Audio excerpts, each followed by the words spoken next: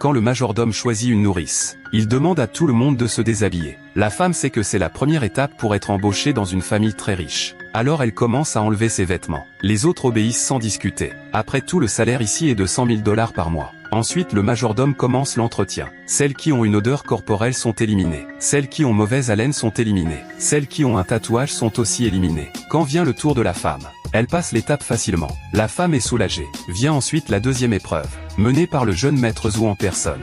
Seulement 7 personnes sont retenues sur 100. Face à une sélection aussi stricte, tout le monde est très tendu, mais aussi compétitive que soit la situation. La jeune fille doit absolument décrocher ce poste. Cette femme s'appelle Liu Yao. Elle et sa sœur ont été abandonnées par leurs parents à la campagne, et ont grandi en étant battues et insultées par leur oncle. Même si la vie n'était pas facile, au moins elles avaient un endroit où dormir. Après que leurs parents aient eu un petit frère en ville, ils n'ont plus envoyé d'argent à l'oncle. L'oncle en colère les a mises à la porte. Pour survivre, elle et sa sœur sont venues travailler à Jingxi. Mais 5 ans plus tard une nuit, sa sœur a été agressée par un chauffeur vicieux.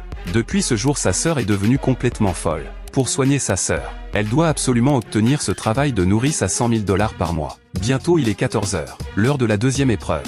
En apprenant que c'est le deuxième jeune maître Zhou qui va évaluer, tout le monde s'habille de façon éclatante.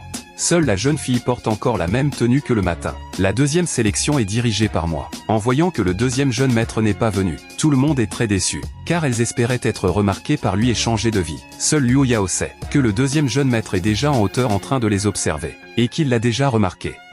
Puis le majordome commence l'épreuve. Cette fois on teste la prestance et le goût. Le majordome sélectionne 6 personnes à l'allure élégante. Il ne reste plus qu'une seule place. Liu Yao sait qu'elle ne peut pas perdre. Alors elle se porte volontaire. Elle dit qu'elle veut vraiment ce poste. Mais la deuxième épreuve teste la prestance et le goût. Sa tenue ne correspond pas du tout aux critères. La jeune fille explique alors: chaque jour chez les Zhou, je ne serai qu'une nourrice. Cette tenue est 100% coton. Je pense que pour un nouveau-né le confort est bien plus important que la prestance. Cette réponse satisfait beaucoup le majordome.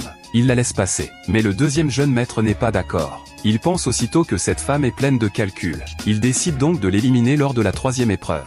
Bientôt c'est la troisième épreuve, la finale. Une seule personne sera retenue. Le majordome donne un bébé à chacune. Cette fois les examinateurs sont la vieille dame Zhou et le deuxième jeune maître. Après avoir calmé les bébés, la vieille dame fait emporter les enfants par les domestiques. Toi le futur oncle, aujourd'hui tu dois bien choisir la nourrice pour ton neveu. Bien sûr, la sélection commence officiellement. Porteur des talons hauts en tant que nourrice.